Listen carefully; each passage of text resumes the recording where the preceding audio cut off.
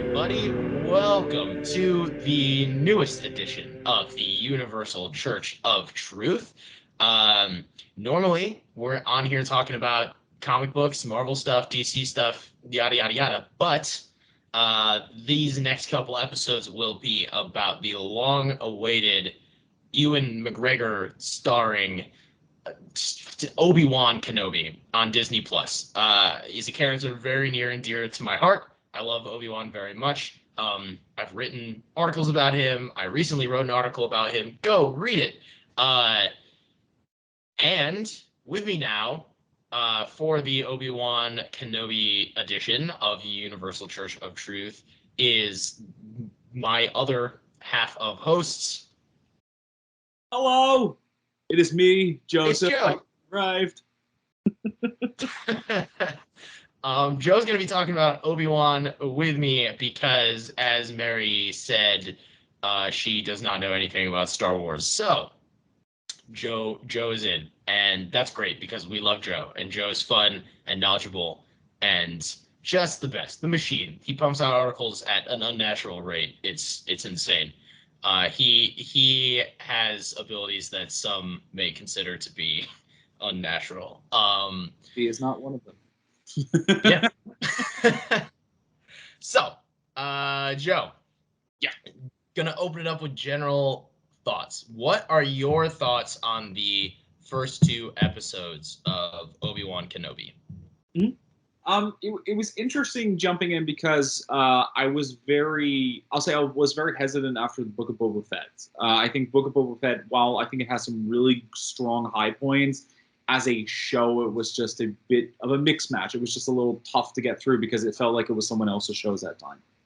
And going into Obi-Wan, we're in the limited series. We're going for this very different direction. It knows exactly what it is going in. And I was really surprised about the slower pace going in. 6 episodes. We've had that model with the Marvel shows for some time now. And those have kind of a quicker pace most of the time to jump through those episodes. And it was interesting to see like this slow burn going in. Ewan McGregor, Obi-Wan, cannot beat him. He's great in the role. It felt like he hasn't left it at all. Mm-hmm. I enjoyed the episode. I do have some grievances, but I'm really excited to see where it goes. And I think that's the big potential right now of what they're setting up. Yeah, I agree. I think, okay, before I give my general thoughts, I should probably explain the situation that I'm in currently right now. If you guys maybe notice, I'm wearing the Murphy's Multiverse hat. I got a, Star Wars shirt on. I have this fun band around my neck. If you've been paying attention to the Murphy's Multiverse social media accounts at all, you would know that I am actually currently at Star Wars Celebration in Anaheim, California. I'm out here doing press covering for the site, and part of that has given me a lot of really, really cool experiences. See, look, I have this is a fun little media badge. I'm currently in a hotel room, which you can't see because of this fun Universal Church of Truth background, which is why my lighting is a little weird. But I was actually able to attend the world premiere of Obi-Wan Kenobi, which was really cool. It was a surprise for all of us. I was in the main celebration stage panel for the opening ceremony where they announced a whole bunch of stuff for the movies and everything was going really well and it was exciting. And then Ewan McGregor, Hayden Christensen, and Deborah Chow come on stage and they say, "Hey, guess what? Big surprise. Anyone in this room tonight, come back at like 7 p.m. And we're going to play the episodes for you." And I thought, oh, that's cool. They're going to do like a big screening for people at Celebration. And then I actually get there at 7 p.m. and it's not just a screening. They literally like transformed the convention center into a red carpet, which was really cool. But yeah, so I had this once in a lifetime experience, which was really huge for me because, like I mentioned at the beginning, Obi-Wan Kenobi is one of my favorite fictional characters of all time. Like I love him very dearly, and this show is very personal to me. And now getting into my general thoughts, I really loved it. and I loved it especially because of the way it handled Obi-Wan's character, and I really loved some of the surprises that they threw our way that I really wasn't expecting. Um, and to get to see those two episodes on a big screen with arena full of people who love Obi-Wan Kenobi and love Star Wars, and the cast in attendance and the crew in attendance, Kathleen Kennedy in attendance, like everyone there, it was an incredibly magical experience. And despite all of that, I truly, genuinely think I just love the first two episodes of this show, and it's not even like a bias. Because even waking up the next morning, I was like, wow, I'm really rearing to talk about this. So, um, Joe, you said you had some grievances. I am really curious. I don't know if necessarily if you want to start with the negatives, but I am very curious to hear what you have to say. So the thing is about a lot of it with Star Wars shows is that we're with like Obi-Wan Kenobi, unlike the Mandalorian, which is completely disconnected from this kind of thing. You do have the challenge with Obi-Wan Kenobi to kind of bridge these two trilogies together. And I do, on the one side, love the fact that I don't know. Should we jump into spoilers? Let's just Yeah, spoiler. this is a spoiler. If anyone's watching Universal Church of Truth for Obi-Wan 1 and 2 and they haven't seen the episodes yet, pause it right now, watch, come back to this point. But yeah, this is spoiler heavy. We can talk about spoilers. And the thing is that what stood out is I didn't expect Leia to have such a big role in the story. Which the thing I like about that aspect is not only do we flesh out Leia as a character, because a lot of it, a lot of the original Star Wars trilogy was about Luke. He was the main focus of it. And now we're getting to spend time with what even meant for her to be, Leia Organa, being part of Alderaan. We actually get to spend time on Alderaan, which is just dark thought being on that planet, knowing what happened to everyone. Especially when like Bale is talking to her and he's like, and one day you're gonna boss your cousin around on this planet. And then I start thinking like, oh, her cousin probably got blown up on this planet. That's kind of He wanted to blow his mind and he just blew up. Yeah. But the thing is that what kind of I think felt a little, especially in episode 2, I think it got to the forefront, is that a lot of the sequences with Leia were interesting from a character standpoint. Her not trusting him, especially the reveal of him saying I'm a Jedi without not proving it. But like we know in this universe that Jedi are being hunted, and she's just walking down the street, openly, loudly talking about you're not a Jedi. Jedis do this and that. We're like, okay, this is interesting.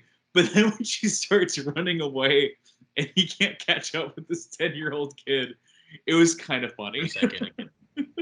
What they're doing, which is smart, is having her run through the crowd. She's small, she can get through. But the way they're staging it, she just looks like she's not even really trying to run. Yeah. Okay, what's funny is you're not the first person I've heard bring this up. And maybe I was just like really into the moment when it was happening, but I never like that didn't hit me that way. But it has to be maybe if I on the next time I watch it, I'll notice it. But truthfully, like you're not the first person I've heard at Celebration today. Like multiple people reference that scene specifically, and I was like, am I crazy? Did I not? So I might have to give that another rewatch. But I also think I was kind of swept up in the moment. I do know like I think that if you want to apply that to Obi-Wan, well, this is gonna lead me down. There's gonna be a lot of ranting from me because when I look at Obi-Wan as a character, I don't see him like I analyze the crap out of that guy. So like every time I start talking about him, it just like starts going down a path. So was that what else? What other grievances did you have? The thing is like I think the Grand Inquisitor move was kind of, I get where they were going. The thing is, I haven't watched Rebels. I confess that. I know about Rebels, but I haven't gotten around to watching it just because the animated series were sadly at a time where I just didn't get into Star Wars as I am back now. And the thing was that I know he's back in Rebels. I know that takes place after Obi-Wan. And so when she just randomly one-shots him, I'm like, okay, this feels a little out of. I get where they were going with it, but it Here, didn't. we'll cut around this. We'll let Charles V know about this one. Yeah. You're back. When she randomly one-shots him. That's what you said. Yeah, when she randomly one-shots, I'm like, okay, I get it. She caught him off guard and stuff like that. But it was just like, it's the Grand Inquisitor. He is like Yeah. the big wig, and she just one-shots him. I'm glad that you bring that up, because I think that if I had to pick out like a major grievance, it would also be that scene. And like you said, I understand the shock value of it, and I understand what they're trying to establish with Reva's character as like she's willing to do anything to accomplish her goals. She's not afraid of anybody. She is skilled. She is the threat. That's what they're trying to like push forward. And I get that. But and I don't even have so much of an issue with her one-shotting him, which like sure, it would have been cool to have a fight, but like all of that aside, it felt like an unnecessary complication of his like tale, because when he shows up in Rebels, I mean, he's a force to be reckoned with. I mean, before they introduce Vader into Rebels, he is like the Vader of Rebels. The third sister is not in Rebels. Let's put it that way. This Obi-Wan is the first time we've ever seen her. We know when because Rebels was the first project to ever like show us Inquisitors, and in that we do see the second brother, who is Sung Kang's character in the show. So it's cool to see him in live action. I mean, spoiler alert, he doesn't make it out of Rebels, but I have a feeling he'll make it out of Obi-Wan Kenobi because he is in Rebels. We see the Grand Inquisitor. We see a whole bunch of them, but we do not see Reva. That doesn't necessarily. We know it's Star Wars. That doesn't necessarily mean she dies. They found workarounds for stuff like that before. But whatever the case, she's not there later, and the Grand Inquisitor is. And my first thought, I was like, are they really like decanonizing? Because like he looks dead, and I know that you can put people in a Bacta tank, but I was like, he looked dead. He did get run through, was but off the ground. he wasn't moving. His mouth was open. I was like, oh, that guy's dead. And I was like kind of freaking out because I was like, did they really just decanonize this show? But then I think they are trying way too hard to integrate elements of Rebels into their other projects for them to then just like blatantly disregard it in such a major way. So that makes me feel like Grand Inquisitor has to come back somehow, or there has to be some sort of explanation. It feels like they could have maybe done that show of power from Reva without her like making his appearance in Rebels all the more confusing. And I mean, I don't know, like maybe down the line they'll come up with something that like changes my opinion on this, but after just these first two episodes, it felt like a really unnecessary like shock value move.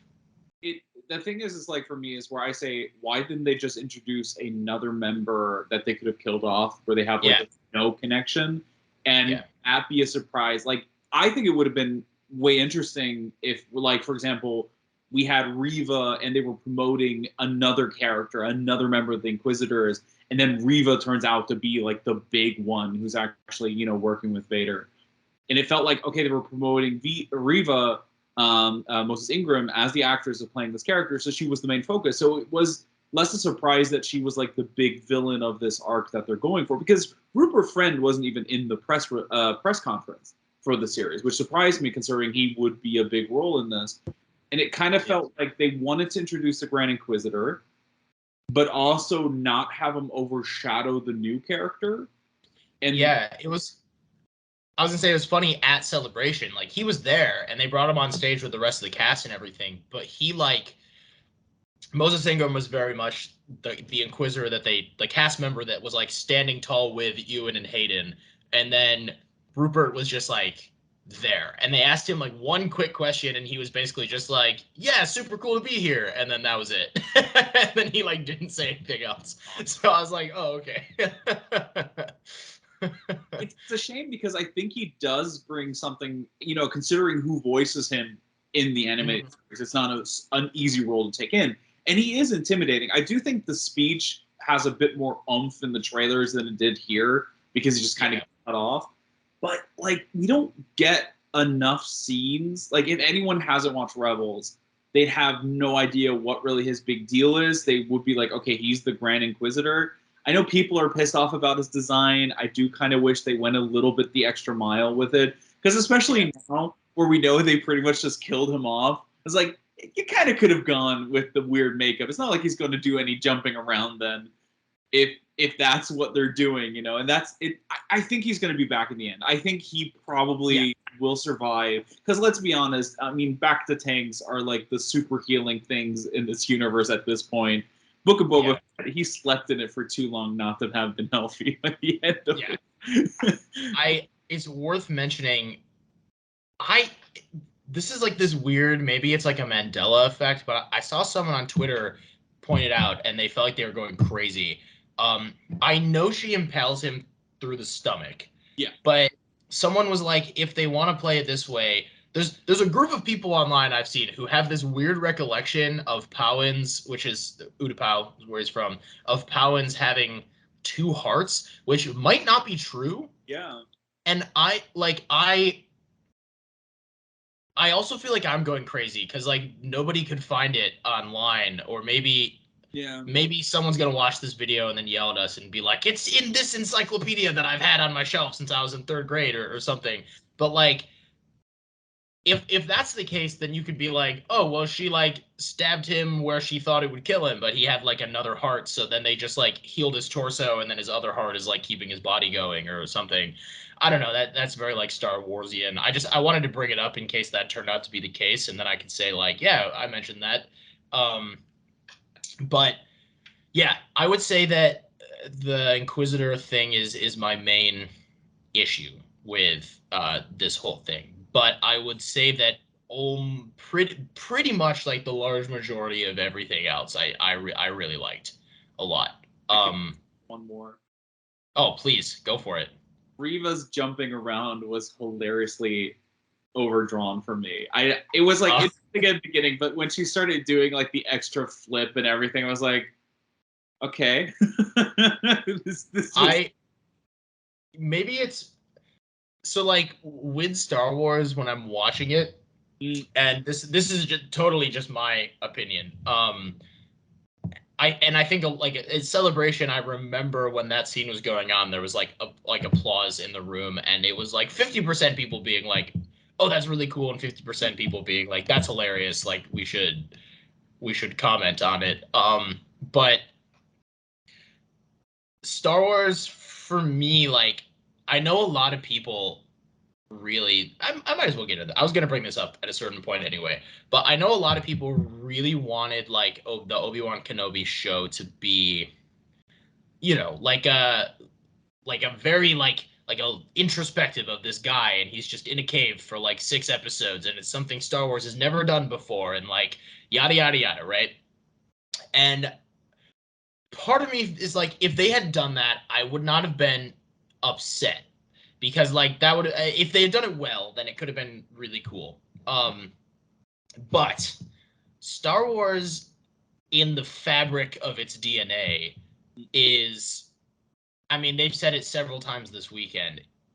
The original conception behind Star Wars is that it's a Buck Rogers serial, like 50s pulp action, but with the best special effects they can find. Like that was the whole, like when George Lucas originally pitches Star Wars, it's just I want to do like a Flash Gordon movie, but with like 2001: A Space Odyssey special effects. Like that was his thought in the late 70s. That's my whole thing, is that like I love when Star Wars is not afraid to be kind of corny, because for me that's just part of what Star Wars is. Sometimes I can totally understand how Reva doing like totally unnecessary backflips to the upper ledge would like take people out of it, because even for me it did take me out of it for a second to be like, yo, that was ridiculous. But then I go back into it, I'm like, but also I kind of love how ridiculous that was. I was really I'm gonna rant a lot in this episode, I apologize, but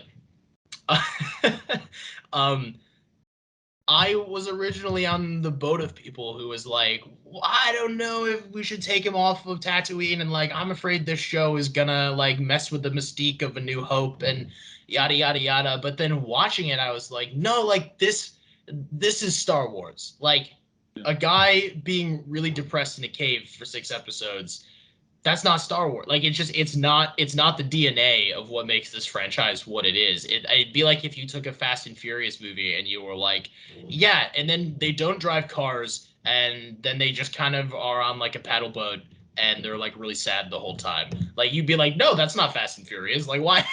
Like, Fast and Furious is in the title. Star Wars is like in the title. So, I mean, yeah, that's my view on it, is just like, I think that every really good Star Wars story has that like galaxy-wide pulpiness to it. And as much as I'm like, oh, they could do something different, and they totally could, it just, if for me, like, that just is what this franchise is, and I love it. I love it so much. And not to invalidate your opinion on it at all. That's just like my own, yeah. The thing is, for me, is like, if I look at it, it makes sense because this is a sequel to the prequel era, and the prequel era was a lot of unnecessary flips and jumps around. That was the whole point of that. Like, they were that spinning. That's a neat trick. Yeah, it is, and that's kind of the thing. Because you mentioned like what is Star Wars for you, and that, like, the thing is, or the challenge nowadays, if you look at anything popular, there's a lot of like low art versus high art kind of discussions. Disney shows having to be, classic TV structure, even though it's streaming.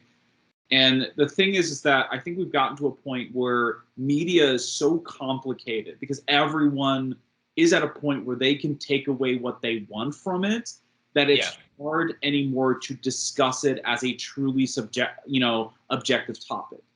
Because the thing is, I've seen people that said they think Obi-Wan is terrible. It's terribly written. It's terribly done. The characters and acting are bad, besides Ewan McGregor.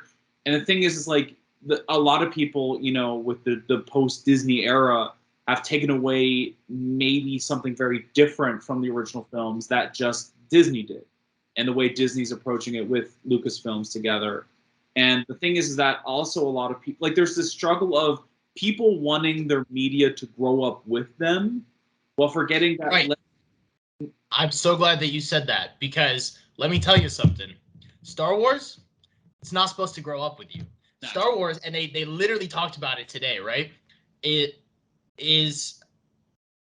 for kids. Like, George Lucas made this for kids. And I mean, stuff like Obi-Wan Kenobi, for sure, darker than some other stuff they've done. And like themes and ideas and things that are just flowing through that like DNA of Star Wars that are undeniable. And it's those ideas of like, even in the darkest of moments, there is like hope. That idea of like that like Buddhist ideal of like, we're not out here to kill people. Like, the good guys shouldn't be killing people. And like, that's why, people get upset about The Last Jedi, and they're like, oh, like, Luke didn't. So many people are going to watch this video and like turn on Murphy's Multiverse, and it's all because of me. You're welcome. It's our podcast where we just shit on the Snyderverse, and we are surprised we're still online. No, but like, that, one of my favorite sequences in all of Star Wars is in The Last Jedi, when Luke like tricks Kylo Ren with the Force, not Ghost, but you know what I'm talking about, and he never strikes. And in that moment, what Luke does as a Jedi, he never hurts anyone. Nobody dies. He defeats the villain in that moment, and he gives the other heroes time to escape and keep hope alive. And he does all of it without laying a finger on anybody. And that is what Star Wars is trying to do.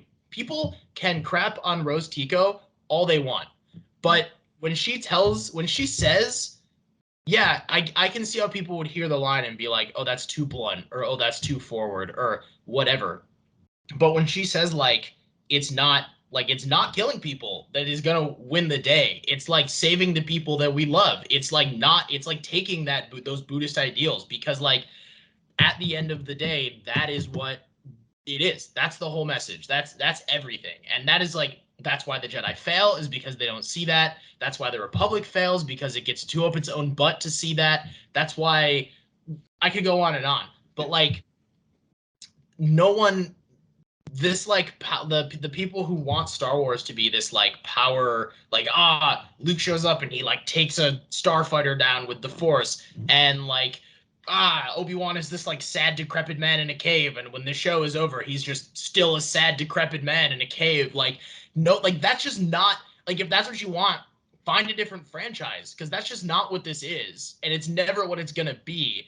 And like I don't know. Like I can go on and on about this. I feel like people are getting the point, but like that's just like for me, and be especially being at Star Wars Celebration and like watching this show and hearing the people. I mean, I spent all morning listening to the people who made the original Star Wars movie talk about George Lucas and all of the heart and soul that went into that original movie, and to like hear all of that and then go on Twitter and like see people be like, but there wasn't enough pew pew. Like you're missing the point. Like you're not getting it. And you should start getting it, because they're not going to change it to appease you. They tried that once and you got The Rise of Skywalker and it wasn't fun.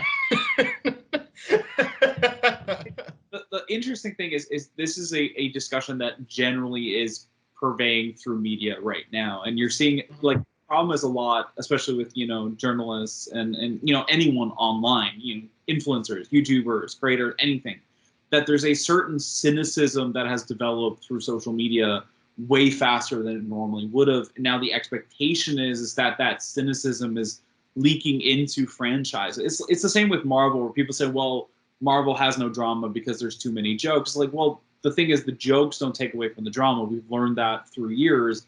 But the thing is that what we nowadays, as people in the social media bubble, want is the super extreme depressing thing. People want Star Wars to just be the Force Awakens, not the Force Awakens, the Force Unleashed, like that Right. power fantasy. That's what people expect Star Wars to be at times. But it just hasn't been. It never was. And the thing is that a lot of people. Try and cut around it again. Don't you worry. Huh? The last thing I heard was people expected to be the Force Unleashed. Yeah, they want power fantasies. They want to see the Jedi just defeat everyone. And the problem is that, similar to like with a lot of people, what they expected from Moon Knight, is that you're not, the stories that they're going for were already told in one way or in another, that this isn't the point of what they're going for. And this is, you see that Disney is going for what Star Wars originally was, for a young generation to grow up with these pulp, fun action stories, while also kind of learning about the past. And Obi-Wan Kenobi starts off with with a pretty heavy sequence considering current events. Yes. I heard they added a warning to it. Yeah. And it's not shying away from that. I mean, you literally have a veteran reference with one of my favorite cameos of the show so far, with Morrison just returning as a clone trooper. But it's, just because it's not in your face, or that's like the big running theme, there are the commentaries, there are the more adult themes there, but it's a gateway for people that probably are very young that wouldn't know about it, learning about it. I think a lot of us, like for me, Star Wars when I was a kid was my gateway into a lot of things. Marvel was a gateway into film for me. Mm-hmm. I think we're seeing that with a lot of the new generations, and sadly, the cynicism of today is these things are ruining cinema, they're ruining media because it's all about IPs and all about selling it. But their importance is just very different. It's not about creating a medium, it's about creating a new generation of people, of learning and falling in love with these concept stories and even themes. And Obi-Wan Kenobi, I think, has that potential by pretty much being someone's first Logan, someone's first just being a general introduction to this kind of story, general introduction to this world. And if Obi-Wan Kenobi is the first series they see, their viewing experience of A New Hope or the prequels is going to be completely different. Oh, absolutely. Yeah. Well, I mean, it's the same way, like, I think a lot of people loved the prequel movies because the first Star Wars thing they saw was the Clone Wars show. And when you see the Clone Wars show first, and that's what you fall in love with, of course the prequels are like amazing because it's just live action Clone Wars, right? For you at that point. And it like all of the stuff, all of the that came from the Clone Wars that people didn't have when they saw those prequel movies for the first time. People already, like, the people who grew up with Clone Wars already have that going into the prequels, so then they, like, maybe understand them better. But yeah, I feel like this is a kind of a good segue into I really want to just, before we start to run out of time or anything like that, I do really want to talk about, like, Obi-Wan himself. Um you were kind of talking about, like, the cynicism of today, and people really want everything to be like a power trip. Like, they just want to see the Jedi go in and, like, kick butt and be the cool superhero and kind of, like, have that level of escapism or whatever it is for them. And I can understand that. I mean, especially today, like, I think all of us have that inside. Like, all of us want to just watch the superhero go in and kick butt, because, like, so, especially when the real world outside is, like, terrible and sad and awful, like, you want to go in and you want to see just, like, something good. um and the thing about Star Wars, I mean, kind of like I was saying earlier, is it's not saying that. It's just telling you that you can get the same results without just, like, doing what the bad guy, like, without just going in and, like, tearing through, like, Muscle Man, like, and because tearing through Muscle Man isn't going to fix anything in the real world either. And people do want that, like, crazy escapism, but I don't know why they wanted that. From that was never Obi-Wan as a character. Like, I don't know why you'd go into an Obi-Wan show and think, like, oh, I'm gonna see Obi-Wan, like, manhandle a bunch of dudes, like, off the bat, because that's just not. It was never who he was. Even during the Clone Wars and stuff, like, he didn't like that. Like, that just, it was never his personality. In my article that I published recently, The Imperfections of a Jedi Master, The Duchess, The Apprentice, and Obi-Wan Kenobi. Give it a read. I kind of talk about something that I have felt for a long time about Obi-Wan, which is that, like, I love Obi-Wan because, first of all, he's a deeply human character. Yeah. And I know you read my article because you edited it before it got published. But so you kind of have an idea of what I'm about to say, but just, like, Obi-Wan is every bit as human and emotional and feeling as Anakin, as, any other non-Jedi character out there, which is why he was always so special. Because, characters like, Mace Windu, for example, or even Yoda, like, a lot of the time before the fall of the Republic, when he kind of has that realization of, like, everything the Jedi did wrong, they're so, like, well, we're the Jedi, and so, like, I'm pretty sure we're gonna do the right thing, and then they just, like, do whatever they want. And, like, Mace Windu liked war. Yoda didn't like war, but he was, like, so into this Jedi code and, like, yada yada, and it just, like, it didn't work out because the code was flawed. But instead of recognizing their own flaws, they were like, no, we're the Jedi. We're on our own power trip. Yeah. And it was a whole thing. That's a whole other rant. But what Obi-Wan does, and again, I kind of talk about this in the article, is that where Anakin reacts to things, like, Obi-Wan numbs it, and that's his coping mechanism. And I won't get into the whole, like, Clone Wars of it all right now, just because we're trying to focus on the actual Kenobi show. But a lot of that is present for me. Yeah. And, like, I was so thrilled because I was really afraid that I was gonna watch this show and everything that I've loved and related to about Obi-Wan Kenobi was gonna be, like, thrown out the window for some power trip thing. Like, that's what I was afraid they were gonna have him leave Tatooine and then just, like, tear through the galaxy and then go back to Tatooine like nothing happened, and I was gonna be like, that's not right. But like, people were annoyed by it, but I'm gonna be honest. I really like that they had Obi-Wan say no to rescuing Leia at first. Yeah. Because for me, that's him doing the same thing that I've been talking about forever, which is he lost. He lost his family in Anakin. He lost the love of his life during the Clone Wars. He lost his code. He lost his government. He lost everything. Yeah. And so how does Obi-Wan Kenobi respond to that? He responds to that the same way he responds to every other tragedy that he's ever had in his entire life, which is, I'm going to, instead of feeling this, instead of going through these emotions, I'm gonna sit in them and I'm gonna look to some sort of rule set that allows me to not have to confront them, which is something that people do. It's something that I do. It's something that like everyone does, even if they don't know that they're doing it. And before it was, oh, that's not in the Jedi code. I'm gonna stick to the Jedi code. And then he buries his head in the sand of the Jedi code. He doesn't have that anymore. His new code, my responsibility is to the boy. Yeah. So they say, go get Leia. You're the only one who can do this right now. And she's equally as important as Luke, which she totally is. And like yada yada yada yada.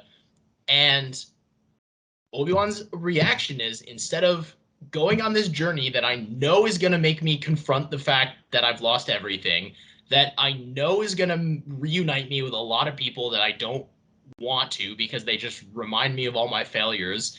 I mean, I think deep down he kind of knew maybe Anakin was still out there, and he was like, well, as long as I don't leave Tatooine, I don't have to know. And like I think all of that is going through his head, and he's like, I don't have to confront that if I'm just like, no, my rules say I can't go. Things are easier when I just don't have to do them. And that sounds really pathetic for the guy who's supposed to be the hero, but it's not. It's just who we are. Like, it's just who people are. And the fact that he does overcome that and he goes to do it anyway, that's why he's Obi-Wan Kenobi. Like, that's why he's the hero, is because ultimately he does make the right decision. But I've seen people mad about that. And it was something that, for me, that specifically I really liked, is that he won't use the force because he's like, no, no, no, no, no, no, no, no, no, no, that's too risky. That's too risky. That's too risky. We can't risk that. And he, like, even when Leia's running from him, he like won't use the force until he absolutely has to, because he's not going to let her die. And I think he can. What was that? And a part of me, the way it's conveyed, it doesn't seem like he thinks he can. Yeah. Well, and that's a thing that can happen in Star Wars, is you can like deconnect yourself from the force. He didn't do it on purpose, but he might have thought like, oh, I haven't used it in so long that like maybe I just can't anymore. And he does struggle. Like when he tries to grab her, like it takes him a second. Yeah. He does that like Kumail Nanjiani, like on the phone. But No one can defeat the Magna Jedi, though. by the way. But yeah, anyway, I have a deeply personal connection to the fact that Obi-Wan is this like perfectly imperfect hero. And I really like that this show is continuing that, instead of pretending like he was just always the perfect hero that a lot of people seem to think he is. And he's not. Because if he was, Anakin probably wouldn't have turned to the dark side. He might have even handled that situation better. A lot of things would have turned out differently. And not being perfect, not being able to handle all of these situations perfectly, making the wrong choice sometimes, like, that's okay, because like we all do that. And like I know that this is a form of escapism, and I promise this show is going to give you that eventually. It's going to get there. But we needed that like hero's journey of him making that mistake, and now he's got to make up for it. Anyway, Joe, would you like to talk about fun things? The thing, just to add to it, the thing that makes Obi-Wan interesting in this is kind of also the meta narrative that is underlying on how the original show kind of made Luke important but Leia isn't. And especially if you look at how the sequel, and the sequel trilogy is always going to be a very highly discussed thing, but it did showcase that Leia Organa was just as powerful as Luke was, and she was force sensitive. But, most of the time, everyone just assumed Luke was going to be the one who's going to be a Jedi, and Leia's just around the corner. It's just like, she'll be fine. Yeah. And they weave that like in a little meta-narrative way in there, but also finally answered or gave us a reason why she knew who Ben Kenobi was, why she instantly trusted Luke when he mentioned Ben Kenobi's name. And I kind of like that idea of exploring this story to also kind of showcase why, when she heard his name, she knew instantly who he was and what he meant. Yeah, no, there's a I like that too. That's the big surprise. I've been making jokes all weekend here that Star Wars surprised us. They gave us a baby surprise twice, and it worked both times. Yeah. Of like in The Mandalorian, you have this preconceived notion about what that show was going to be about, and then it was like, boom, there's a Baby Yoda, and you're like, oh crap, this is a different story than I thought. And Obi-Wan is kind of doing the same thing, where like you go into it and you're like, okay, well, he's doing everything he's doing for Luke because that's like the oath that he made, and Luke is the important kid, and like yada yada yada yada. And then they surprise you, and they're like, yeah, Luke is in it for like a second, but Leia is the one who gets like if Luke had gotten kidnapped by smugglers, you like him craving adventure when he's older, like it would have come up. He would have been like, man, I kind of liked when I got kidnapped by smugglers, like that was fun. But yeah, no, like it makes so much more sense. And I never thought that this is what they were gonna do, and then they did it, and I was like, oh yeah, okay, then yeah, sure, that makes total sense. Like I totally see where they're coming from. Um, but yeah, I really like it. I also, if you notice, the scene right before she runs away and that whole thing you were talking about earlier, he kind of like bends over and like sticks his hand out and like reaches out to her. And as people were showing me pictures and stuff, the way he does that and the way they frame that scene is almost identical to when Leia is like putting the disc into 3PO and is saying like, Obi-Wan, you're my only hope. And like that might not have been intentional, but it like I'd like to think that it was. Yeah. which is really cool. Cool. But Yeah, yeah. cool Easter egg. There's a lot of like little Easter eggs like that, how they use it, especially with like this is we always thought like, okay, by the end of the series he's gonna be like, my name is Ben Kenobi, and he's like, no, from the beginning, No, my, it's Ben. Yeah. that's about it. I have to say, like, the biggest surprise though for me in this is Uncle Owen. I mean, we got the little tease of him just kind of burning him as like it did with his father, but the freaking eye staring, like the daggers he kept staring at him while being Oh, he's cool. interrogated. They lucked out so much that they had Uncle Owen cast when they did, because he's someone who can't keep up with Obi-Wan with Ewan McGregor. It's just so funny. Yeah. It is really good. And I do like that juxtaposition of like, even though Owen doesn't like Obi-Wan, Obi-Wan still respects him Yeah, because he knows like you may not like me, we might not have the same opinions on how to get this job done, but at the end of the day, I know that you love Luke and that you would die before you let anyone touch him, and like we're on the same page even if we're not. And like I like such a interesting dynamic to me where like they don't really get along as people, but at the end of the day they do have the same goals, so there's like some level of respect there. yeah, and Yeah. it broke my heart when he just threw the broken toy. I was like, oh man, he extra got that. Had his own shit stolen in the meantime while he was getting that thing, and he just wrecked it. That toy's got to come back by the end of the show, though, because it's the same toy that Luke is playing with in A New Hope. Yeah, he's probably gonna fix it and drop it off Yeah. at the end, because I think Yeah. I could imagine that maybe the lecture Ben has here, Obi-Wan, is that he kind of his approach might be wrong. He's not. At the moment he's looking out for Luke because he's scared. He's scared that he's going to repeat his mistake. That's why he doesn't want to be to become like Anakin. And I feel by Yep. the end he's just going to accept that this kid is going to grow into someone else, just like how Leia grew into her own character. Right. So the Padme reference, oh man.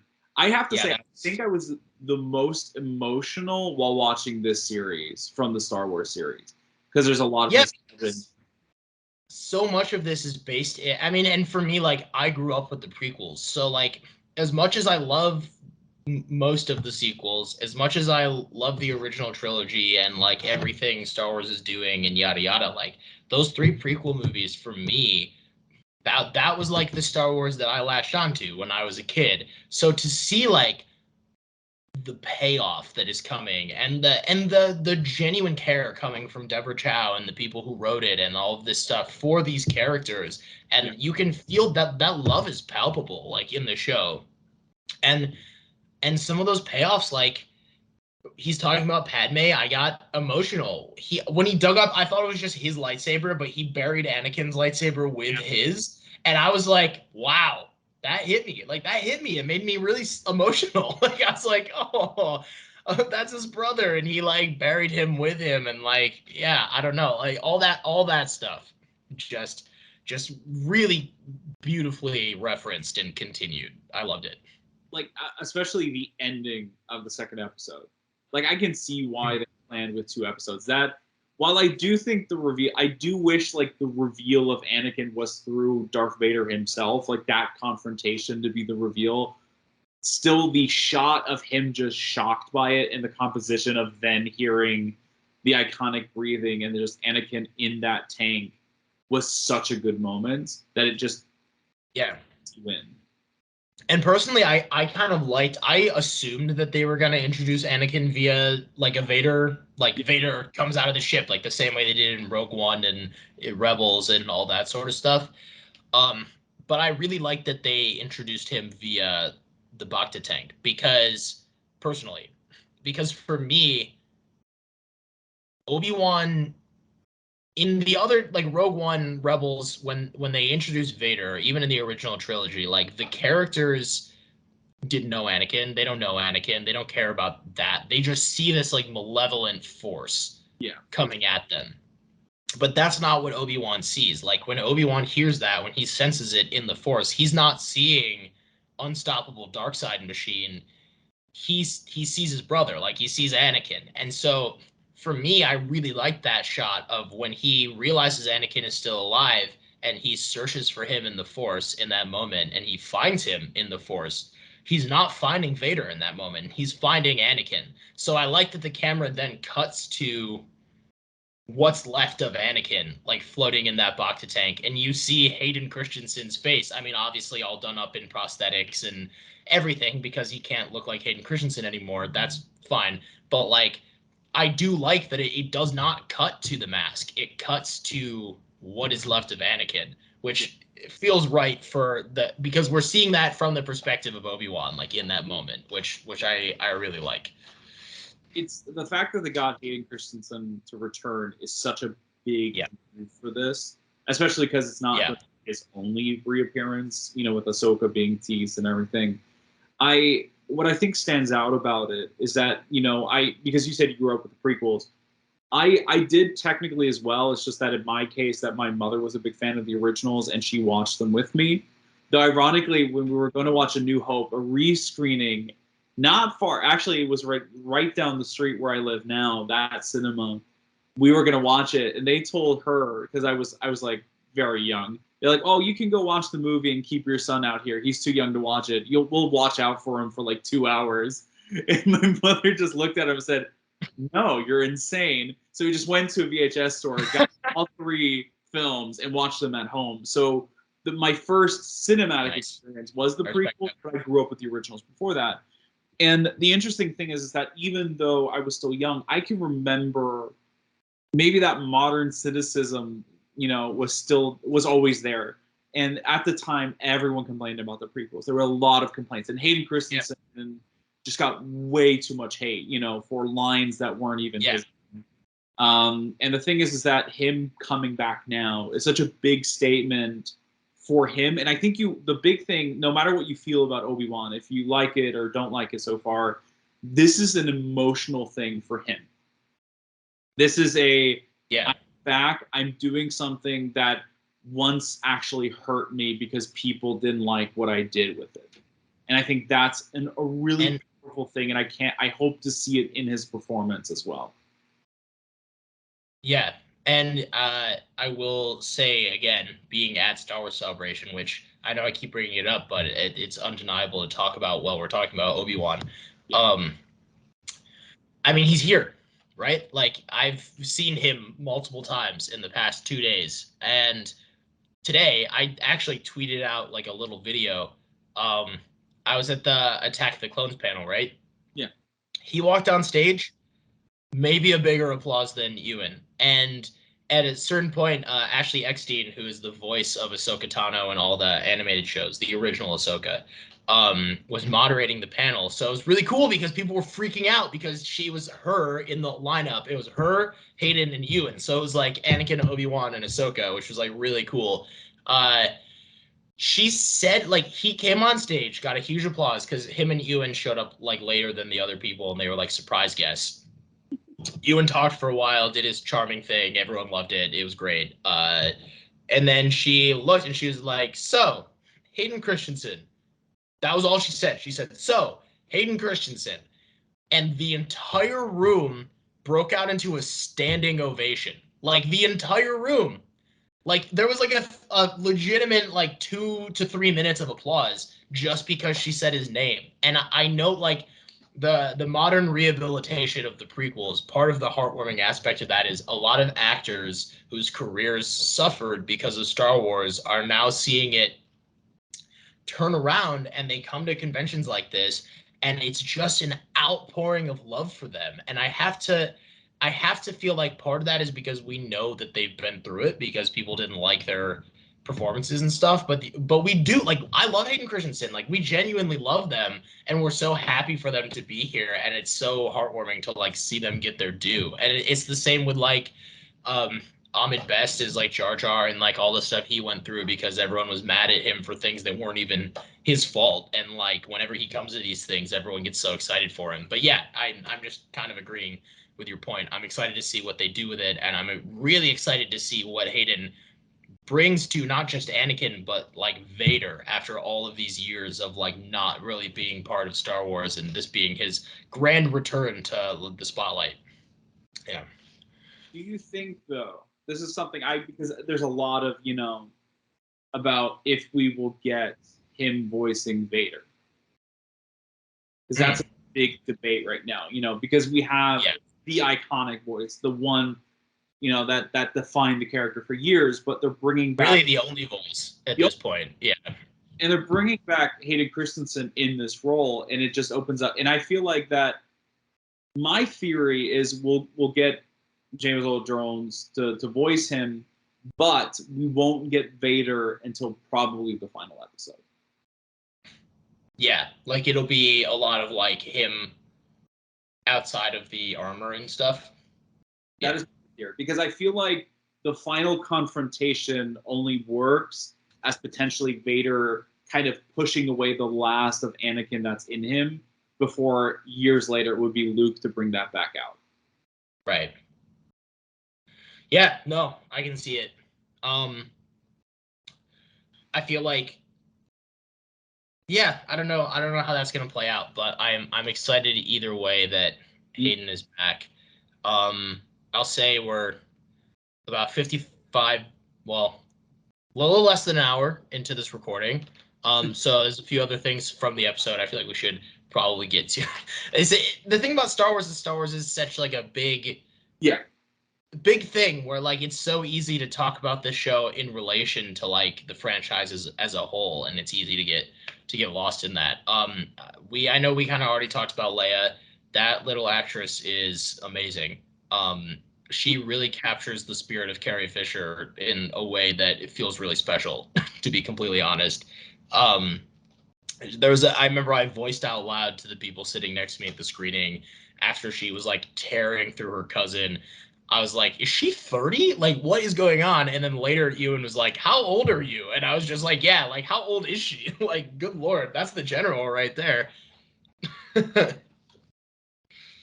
But yeah, I like Leia a lot. I love to see Bail. I love how much Bail is shown to care about Leia, and the bond that they have, which makes his eventual death and the destruction of Alderaan all the more heartbreaking.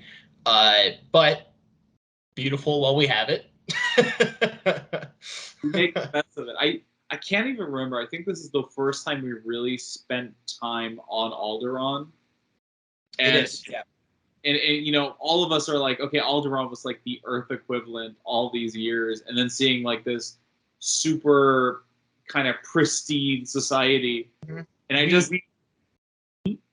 I was gonna say the only other time we've seen Alderaan in like live action like that was at the very end of episode 3. That city that is in Obi-Wan, we see that. We see them Leia getting dropped off. But it's like that like 5 seconds of footage is previously all we had for Alderaan. And here it feels like very lived in. It's just what I find funny is when she runs out in the Force, which the great parallel of her and Luke both being these we want to see what's beyond our walls kind of characters, and just the guy just waiting there for her. It was up. Yeah. I just kind of laugh a little. And if I'm correct, isn't that the guy from the Red Hot Chili Peppers? Yeah, that's Flea. I know. Who was also in Baby Driver. He has acting experience, which is funny. Yeah. He was actually fun. I love his take because he was like that slimy kind of guy, especially later when they get cut, get the spice up and they're just like, yeah.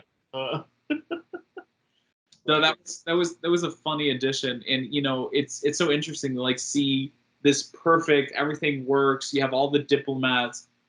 She runs into the forest and instantly no one is there to help her, and it's just like, you guys really need to work on your defenses. It's no wonder what happens. Of course, yeah.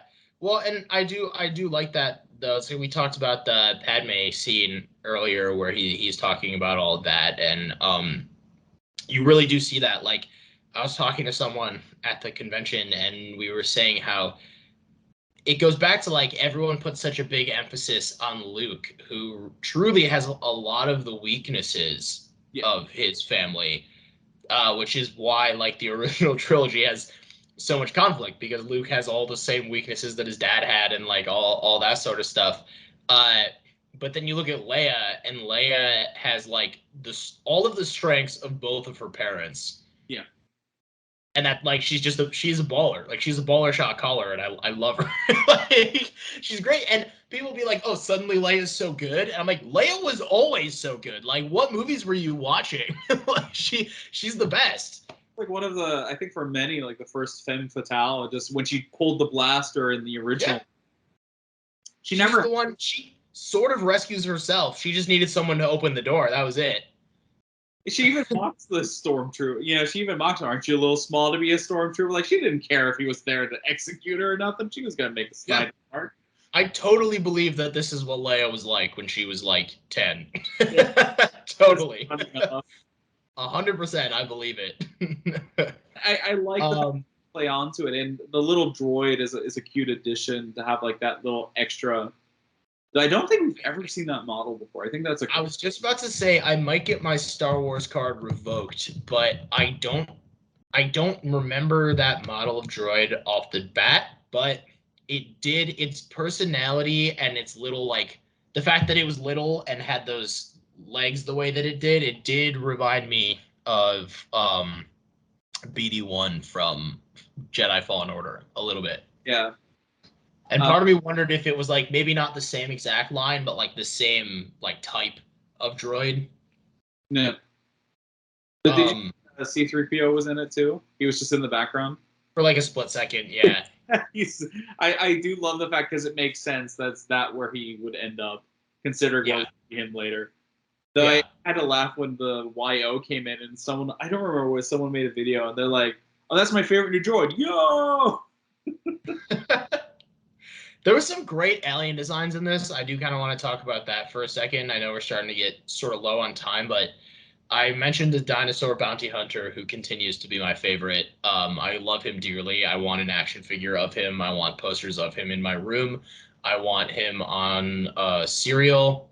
I want him everywhere. But I also on Dayu, which, by the way, when he landed on Dayu, there was like a diner in the background, and deep in my soul, I was like, I would love to find out that like Dex relocated, and it's like on Dayu now. But there was also that one. They're like those slug people that were like going around, and then I also really liked that furry creature that was all legs. Oh yeah, where it was just legs, and I was like, yeah, gonna have arms or not? It's like, she just right through. And then he was like in the lineup later when the Inquisitors show up, and he's like, it's just the legs, and like his head is down because he's all sad, and I was like, that's the best. That's so good. And that's for me, again, that goes back to what I said about Star Wars earlier, where like even in the darkest of moments of this show, they still just have like Velociraptor bounty hunter and like furry Patrick from the SpongeBob movie, and like that's it.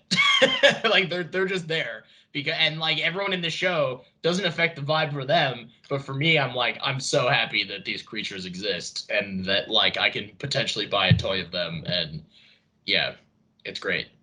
What? Get more of them because that's one of the things that made Star Wars so creative. It's just the designs of the aliens and how diverse they got, and even the droids. You know, the droids have evolved so much with these different eras coming together. I'm really interested to see how it comes together with that. Yeah. Um. Let's see what else we want to talk about. Another thing. So, we did talk about like that opening sequence, and we talked about Reva and her actions a little bit. I will say that the way this show is shot is really good, and I like the way that when any action has happened, it's been shot in a way that you really feel it. Like the whole opening sequence when that Jedi was using the lightsaber, like every lightsaber swing you could just feel through the screen, which was really cool. When Obi-Wan is just bodying people in the streets of Daiyu, you can really feel that. And yeah, I feel like the show is made really well, and it makes me very excited to see what when we do finally get some lightsaber duels in this show. It makes me really excited uh to see how that plays out. I kind of thought we were going to get like a Reva v Grand Inquisitor in the second episode, or even her versus like second brother, who by the way I also really like the way they're portraying him in this show, where he's sort of just like exhausted by Reva all the time. Like he's just like she'll be doing stuff and he's like, you always do this. Like that's like his vibe. He's like, especially with the open sequence where it's just like, fuck this, we're going. Yeah. Just drags her out. I actually love him. I hope we get a lot more of him. Him just every time Reva says anything just pisses him off more. I do wonder, like, huh? I was say he's a lot funnier to me in Obi-Wan than he was in, because in Rebels he's kind of just like the quiet one. With I'm blanking on her Sarah Michelle Gellar's Inquisitor, whose name I'm totally forgetting, and I feel really terrible. But he's like kind of the quiet one, and she just like orders him around. So it's funny to see the reverse of it, where Reva's like really unhinged, and he's the one who's like, dude, like you gotta follow protocol. God damn it! Like, he was just so fed up with it after her. He's like, nah, just do whatever. I don't care. Yeah. It's so funny, like with him especially, because we also get a new Inquisitor in the second episode, and I don't think, does she get a name? I don't think so. I don't remember them naming her. No. For a second, I was trying to like be like, oh, is that Sarah Michelle Gellar's one? But it's not, because she doesn't have the like facial tattoos and stuff in the show, so it can't be. But it's just I don't know. It's funny. She was just there. And it's like, oh, we introduced to every single Inquisitor that's important, and then she was there. So I thought she was going to die. That was my theory. When she was just randomly there. It's like, oh, okay, she's the one who's going to... And then it was like, oh, Grand Inquisitor. That's surprising. Yeah. Oh, man. I just had something on the tip of my tongue, and now it's leaving me. We thought she's going to die. What were we just talking about? We were talking about who Reva was going to fight, probably, or who was going to get fight, the one random... Yeah, and then we had, gosh darn it, I had a whole thing. Oh! Benny Safdie, who I forgot was in this show. And then he just is a random Jedi.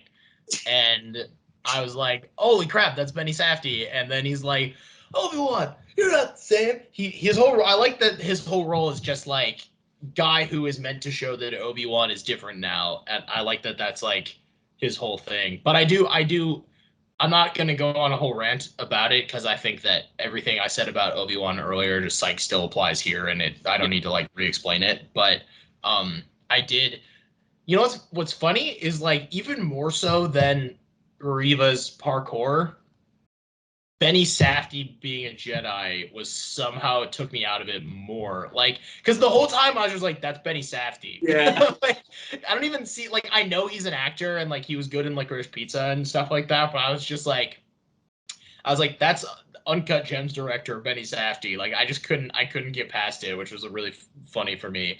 I also really like that little Jawa that is like kind of showing up at Obi-Wan's place all the time, and he's like, "What? I'm just gonna steal your stuff and sell it back to you." I do love the cleaning fee is extra line. That Yeah. for me. It's just like he wasn't So, even gonna deny it anymore. It's like, no, cleaning costs extra. and I'm just like, how does Ewan McGregor have that good of chemistry with a Jawa too? Like, he just has like, I was like, how waiting does he for do him to this? suddenly just go. Yeah. Yeah, no, it was really good.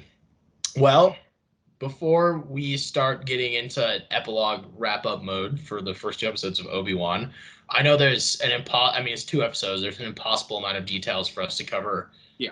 every little thing. I feel like we got a lot of like the big talking points though. Is there anything else that you really, really wanted to discuss in this, or feel like maybe you want my opinion on, or just think should be covered? There's one character I think we kind of overshadowed besides one reference is I hope I say his name right, Kumai Nyanjiani character, or good old magnetic Jedi. Hello. Hi. You're back. Yeah, I'm back. It You just said one character we referenced and didn't. I feel like you're about to say Kumail Nanjiani. Yeah, that's why. Yeah. Better than me, so now no one knows that I probably said the name wrong. No, I love Kumail, and I've liked it before he like joined the Marvel Star Wars trains. I've liked him since before he was jacked, when he was still just a comedian. My quick side note, my Kumail stories, I was actually in London once, just like backpacking across Europe, and he was there filming Eternals, but it was before it was really like announced and before he announced that he got jacked. And I was walking down the street and I almost bumped into him and I recognized his face, but he was so jacked that I was like, there's no way that's Kumail Nanjiani. And then I like looked, I was like, but it really looks like Kumail Nanjiani. And then his wife, Emily Gordon, who is also great and talented and everything. I know what she looks like too. So then I see her come around the corner as well, and I'm like, well, that's Emily Gordon, so that's got to be Commander Gianni. And I was like, what? And I remember texting my mom and being like, yo, I just saw Kumail Nanjiani and he looks jacked. And then like a week later, he posted the pictures online, and I was like, oh, okay. Yes, I know before the show started, we knew that he was going to be playing like a con man because he let it slip in some interview that he was doing. But I did really like that the con he was playing is that he is like a Jedi, but he's just using magnets and stuff like that. I did like that a lot. Did you have something specific that you were wanting to get into with him?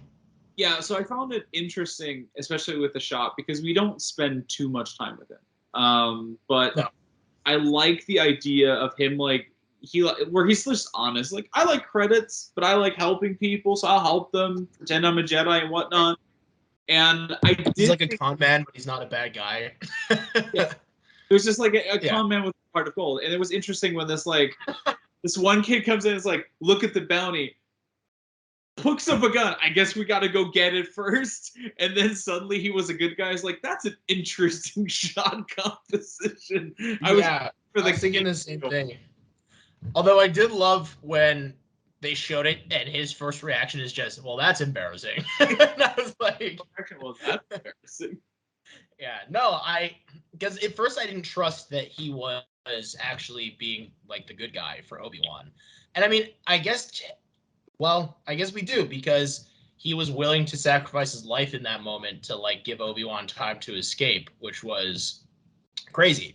But yeah, I did like that turn that he wasn't just your typical like sleazebag that we've seen in Star Wars before, and that it was like, yeah, he's like a sleazy guy, and he's willing to like con people out of their money, but he's also like all for the greater good of like the galaxy, and he's not like pro Empire or anything like that, which is interesting.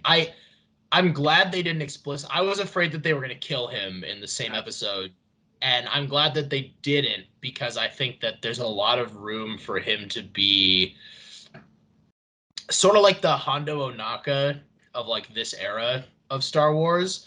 Yeah. I don't know if you know who Hondo is? Yeah. Okay, cool.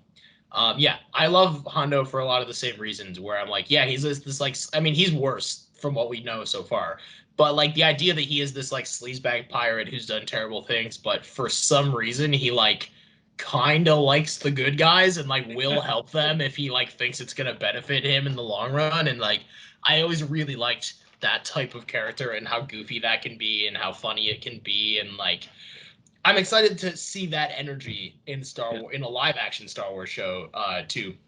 And I'm glad that it's Kumail, because I think that he is funny and delightful. So And I think the reason I also bring him up is that he's a great addition. That kind of, the moment he was cast kind of should have been that indicator that this isn't going to be him in a cave, depressed all the time, and everyone telling him that he screwed up. But there is a heart, a hope. And I think that his character personifies that, even in the worst kind of places where people do bad things and extort people for money, that there's still people doing at least something for good reasons or doing something good. And I think he's kind of that indicator, what I think is going to be like the story moving forward, and potentially maybe putting Kenobi on his path of still believing in the good of in people, and potentially in that with Anakin. So I think that's why he's such an interesting addition. I hope we see him again, because I love the idea. I'm like, how can it be that Star Wars has been around for so long,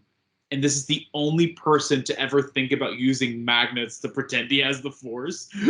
right. Well, that's the fun thing about Star Wars though too, is that they can like, they can show Kumail doing it here, but then once people see this, and if the audience reception is good enough, then I'm sure in like a year from now you're going to see a High Republic story where there's someone doing the same thing. Like they like to like retroactively implement things throughout like the whole history of Star Wars, which they can totally do, and it works. But you're right. Like I do think it's funny that like people have been using magnets. I mean, I used magnets when I was a kid to pretend that I had the Force. So like the fact that it took that long for someone in universe to try the same trick is really funny. I'm a big fan of like manga and anime, and there's like these ongoing things where like people, like there's a manga about a guy who can't do magic entering a school about magic, and the only reason he can enter it is that he's so jacked that he just is so fast at doing things that people think it's magic. Like he doesn't fly on a broom, he just jumps constantly in the air that it looks like he's flying. And I was just That's so stupid. I love it. Mashle, Mashle. It's hilarious. It's like Harry Potter on drug. But the funny thing, I would watch a High Republic show of a dude pretending to be a Jedi with magnets and somehow getting his way through. I would watch the hell out of it. I would watch that too, because ultimately, like I said, this is such a good, like, I feel like we've managed to end this on the note that we started, because listen, Joe, ultimately that is like, as dumb and stupid as that sounds, you can make that work in Star Wars, because like that's what Star Wars is like, you can have a character who tricks everyone into thinking he's a Jedi and does it successfully, and as long as it's like fulfilling the themes and he actually is like a hero in the end or whatever, like that totally works, and I'd watch the heck out of it. I'd watch like 8 seasons of that for sure. The ultimate, every year it gets more and closer and closer. It's just the Jedi mind trick is him just learning how to do close-up magic.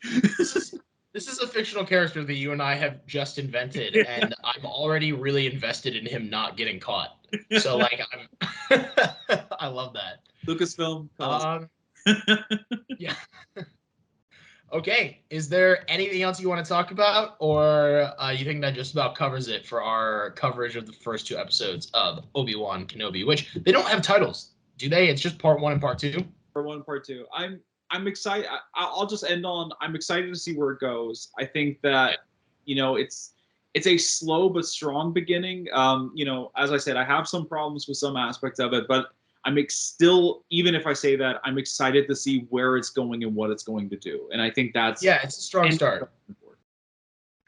It's a strong start with a lot of potential, and I think that it's the most happy with something Star Wars has produced that I've been in a while, because I mean, I even had issue, like, I loved the first season of Mandalorian. I love the second season too, but there was, like, I had issues with it. Book of Boba Fett didn't hit as hard as I wanted. Rise of Skywalker didn't hit the way I wanted. Um, not to say I like, there's a lot, like, I liked Fallen Order, I liked all that stuff, but this just, like, this feels really good to me watching it, and I'm excited about where it's going. But yeah, so with that, I think we can probably start to wrap this up. Thank you, everybody, for watching the first edition of the Universal Church of Truth covering Obi-Wan Kenobi. I've been one half of your host, Hunter. This wherever he shows up in the final edit, has been the other half of your host, Joe. We will be back every week that this show is on the air to talk about it. And next time, I'll be back home in New York and not in Anaheim, California, unless for some reason I get stuck here for a week. But I don't know why that would happen. Yeah, less than a week. The next episodes are on Wednesday, so Wednesdays, yeah. Wednesdays. All right. Any parting words, Joe? Can't wait for the next episode. It's been a blast. See you, everybody. See ya.